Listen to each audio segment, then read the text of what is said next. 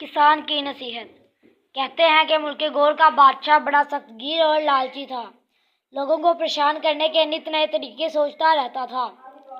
ایک دن اس نے حکم دیا کہ سب کسانوں کے گدھے بیگار میں پکڑ لیے جائیں۔ حکم حاکم مرگ مفاجات شاہی کارکنوں نے ایسا ہی کیا۔ سب کسانوں کے گدھے پکڑ کر بیگار میں لگا لیے۔ دن رات مشقت لیتے اور کھانے کو چارہ کم دیتے۔ گدھے کڑی مشقت اور بھوک سے مرنے لگے۔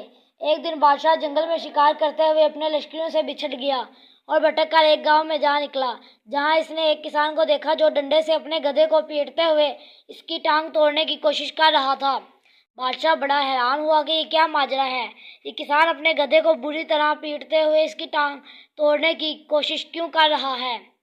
بادشاہ کسان کے قریب چلا گیا اور اس سے یہ سوال کیا، ارے بے وقوف، جس گدھے پر سواری کرتا ہے اور بوجھ لاتا ہے، اس کی ٹانگ توڑنے کی کوشش کیوں کر رہا ہے؟ یہ کیا حماقت ہے؟ کسان نے جواب دیا، معلوم ہوتا ہے تو نے حضرت خضر کا واقعہ نہیں سنا، جس میں کشتی کے تختے توڑ دینے کا ذکر آتا ہے۔ بادشاہ نے جواب دیا، سنا تو، لیکن کشتی کے تختے توڑنے کا اس سے کیا تعلق ہے؟ حضرت خضر نے کشتی کے تختے توڑ دیے تو وہ بیکار میں پکڑے جانے سے بچ گئی۔ اسی طرح میں اپنے گدھے کی ٹانگ توڑ کر اسے بیگار میں پکڑے جانے سے بچا رہا ہوں۔ اس ملک کا بادشاہ ایسا گدھا ہے کہ بے چارے گدھوں سے بھی بگاڑ لیتا ہے۔ لوگ اسے بڑا ناراض ہیں۔ ایسے نالائق بادشاہ کو تو جس قدر برا بھلا کہا جائے بجا ہے۔ اسے تو دیس بدر کر دینا چاہیے۔ بادشاہ کو غصہ تو بڑا آیا مگر پی گیا اور خاموش ہو گیا۔ اس انسایہ کہ اس کے لشکر وہاں پہنچ گئے۔ جنگل میں منگل ہو گیا۔ بادشاہ کسان کی بد زبانی کو بھولا نہ تھا۔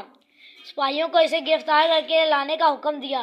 سپاہی گئے اور اسے گرفتار کر کے لے آئے۔ کسان کو معلوم ہو گیا تھا کہ وہ بادشاہ کے منہ پر اسے برا بھلا کہتا رہا ہے اور اسے جلی کٹی سناتا رہا ہے۔ کوئی اور ہوتا تو موت کے خوف سے ہی مر گیا ہوتا، مگر وہ ہراساں نہ ہوا۔ اس نے دل میں کہا کہ مرنا تو اب ہے ہی، کیوں نہ اس ظالم کو کھڑی کھڑی سناؤں، اور اس نے ایسا ہی کیا۔ آؤ دیکھا نہ تاؤ، بادشاہ کو دھر لیا، ایسی کھڑی کھڑی سنائی کہ 14 طبق روشن ہو گئے۔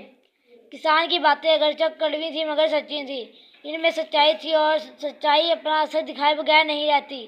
بادشاہ کی عقل سے غفلت کے پردے اٹھ گئے، غرور کا سارا نشہ اس کے وقت ہرن ہو گیا۔